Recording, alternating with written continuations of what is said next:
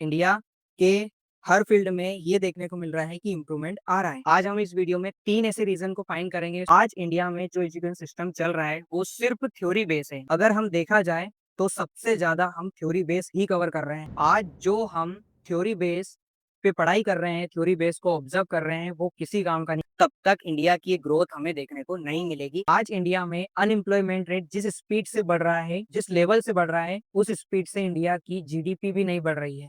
Practical knowledge हमारे education system में available नहीं है। कैसे हमारा इंडिया ग्रो हो पाएगा? इंडिया सबसे फास्टेस्ट ग्रो होने वाली कंट्री। आज के समय में हम हर जगह ये सुन रहे हैं कि इंडिया सबसे फास्टेस्ट ग्रो हो रही है, और ये चीज हम हर जगह, जैसे न्यूज हो गई या फिर किसी इन्फ्लुएंसर से हम सुन रहे हैं कि इंडिया के हर फील्ड में ये देखने को मिल रहा है कि इम्प्रूवमेंट आ रहा है। बट फिर भी हम बेरोजगारी और पॉवर्टी, गरीबी से हम गुजर रहे हैं, जूझ रहे हैं। बट इसका सबसे बड़ा रीजन क्या है?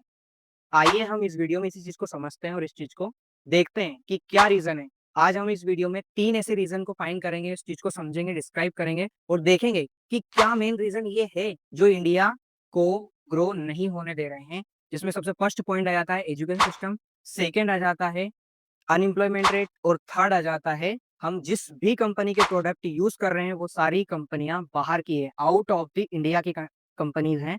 आज इंडिया में जो एजुकेशन सिस्टम चल रहा है, वो सिर्फ थ्योरी बेस है, ना कि प्रैक्टिकल बेस। प्रैक्टिकल बेस हमें देखने को मिलता है, वो भी हाई लेवल पे देखने को ही मिलता है, जिसमें प्रैक्टिकल नॉलेज है, बट वो भी हमें सिर्फ मैक्सिमम 30% देखने को मिलता है। अगर हम देखा जाए, तो सबसे ज़्यादा हम थ्योरी बेस ही कवर कर रहे हैं। हर जगह पे, स्कूल बेस पे भी, कॉलेज बेस पे भी, और इससे हायर लेवल पे भी हम सिर्फ थ्योरी बेस को ही कवर कर रहे हैं, और ये ही सबसे बड़ा रीज़न है इंडिया की ग्रोथ ना होने का। आज जो हम थ्योरी बेस पे पढ़ाई कर रहे हैं, थ्योरी बेस को ऑब्ज़र्व कर रहे हैं, वो किसी काम का नहीं, क्योंकि आज जो कंपनियाँ आती हैं इंडिया में, और या फिर जो इंडिया की कंपनी है, वो सिर्फ प्रैक्टिकल नॉलेज डिमांड करती है। और हमारे पास प्रैक्टिकल नॉलेज कितना होता है? सिर्फ 20, 30 या 40%, बस इतना ही हमारे पास प्रैक्टिकल नॉलेज होता है, और हमें अनएम्प्लॉयमेंट रेट देखने को मिलता है। और इंडिया की ग्रोथ ना होने का सबसे बड़ा रीजन भी यही है, क्योंकि जब तक एजुकेशन सिस्टम इंडिया का नहीं सुधरेगा, प्रैक्टिकल बेस एजुकेशन सिस्टम नहीं बनेगा, तब तक इंडिया की ग्रोथ हमें देखने को नहीं मिलेगी, क्योंकि बिना एजुकेशन सिस्टम के किसी भी कंट्री का ग्रो होना पॉसिबल नहीं। और जब तक हमारे देश में एम्प्लॉयमेंट रेट नहीं बढ़ेगा, तब तक हमारा इंडिया ग्रो नहीं कर सकता।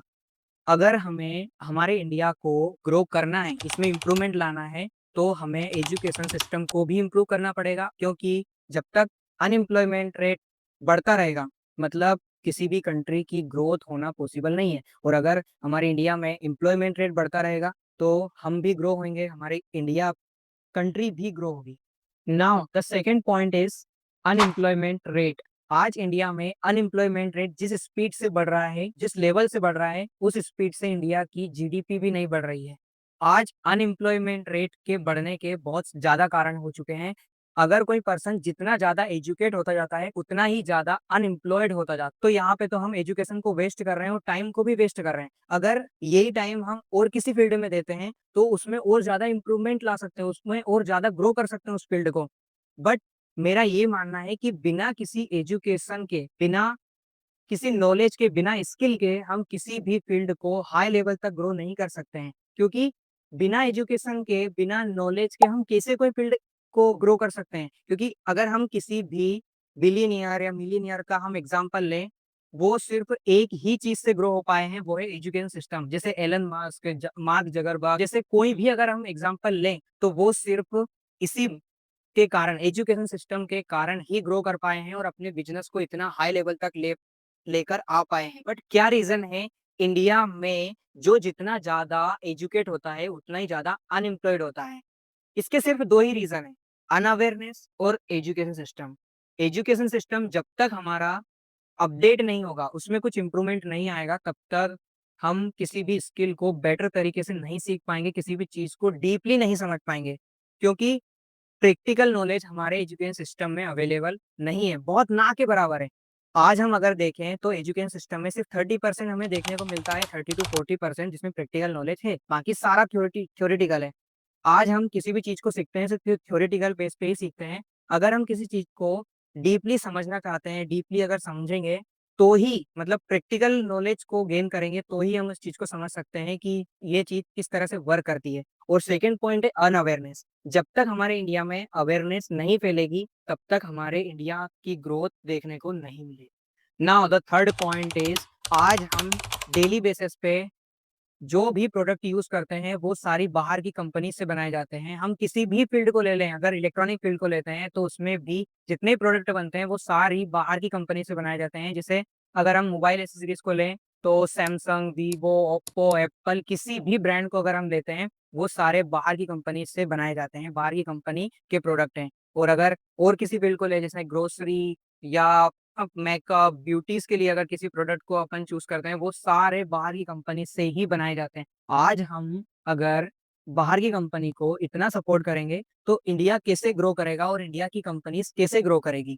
अगर हम इंडिया की कंपनीज़ के प्रोडक्ट यूज़ करेंगे, तो वो अपने आप को ग्रो करेंगे, उस चीज़ में एडवांस स्किल तैयार करेंगे, उसमें इम्प्रूवमेंट लाएँगे। अगर हम इसी तरह हर चीज़ बाहर की कंपनीज़ का यूज़ करेंगे, तो उनमें इम्प्रूवमेंट लाना पॉसिबल नहीं, क्योंकि हम इंडिया के प्रोडक्ट्स को ज़्यादा प्रेफ़र ना करते हुए हम बाहर की कंपनीज़ के जो भी प्रोडक्ट हैं, उनको ज़्यादा प्रेफ़र कर रहे हैं। तो कैसे हमारा इंडिया ग्रो हो पाएगा और कैसे कोई कंपनी हमारी इंडिया की अपने आप को ग्रो कर पाएगी, अपने आप में किसी चीज़ में एक्सपर्ट हो पाएगी, किसी चीज़ को ज़्यादा इम्प्रूव कर पाएगी। ओके फ्रेंड्स, सो ये सारे रीज़न हैं इंडिया की ग्रोथ ना होने के और इन सबसे बढ़ के एक और रीज़न है अवेयरनेस। जब तक हमारे इंडिया में अवेयरनेस हर चीज़ को लेके नहीं बढ़ेगी, तब तक हम किसी चीज़ को अच्छे से ना समझेंगे, ना हम उस चीज़ में इम्प्रूवमेंट लाएँगे, ना हमारा इंडिया ग्रो हो पाएगा। आज इंडिया में अवेयरनेस की बहुत ज़्यादा कमी है। इसलिए मेरा ये मानना है कि हर टेक्नोलॉजी से इंटरेक्ट करो, कि टेक्नोलॉजी आज किस लेवल पे वर्क कर रही है और हम किस लेवल पे वर्क कर रहे हैं। क्योंकि टेक्नोलॉजी से अगर आप और हम इंटरेक्ट नहीं कर रहे हैं, टेक्नोलॉजी को नहीं समझ रहे हैं, तो मतलब हम उस चीज़ को लेके अवेयर नहीं है, क्योंकि इंडिया के पास ग्रो होने के बहुत ज़्यादा ऑप्शंस हैं, बहुत ज़्यादा पॉसिबिलिटीज़ हैं। बट हमें सिर्फ अवेयर होना ज़रूरी है, हर चीज़ को लेके, चाहे चाहे टेक्नोलॉजी हो या कोई भी फील्ड हो, बस हमें अवेयर होना ज़रूरी है। अगर हम अवेयर रहेंगे, तो हम उस चीज़ को अच्छे से समझेंगे, उस चीज़ में इम्प्रूवमेंट लाएँगे और दूसरों को भी अवेयर रखना ज़रूरी है। इसलिए be aware and stay aware. और इन 3 रीज़न के अलावा अगर आपको कोई रीज़न पता है, तो मुझे कमेंट में बताना। नेक्स्ट वीडियो में उस रीज़न की बात करेंगे, उस चीज़ को डिस्क्राइब करेंगे, उसको समझेंगे कि ये रीज़न किस तरह से हमारी इंडिया की ग्रोथ में रुकावट है। ओके फ्रेंड्स, सो अगर आपको ये मेरा वीडियो पसंद आया हो, तो वीडियो को लाइक करें, शेयर करें और चैनल को सब्सक्राइब करना ना भूलें और बेल आइकन को दबाना ना भूलें, ताकि नेक्स्ट वीडियो की नोटिफ़िकेशन आपको प्रोवाइड हो।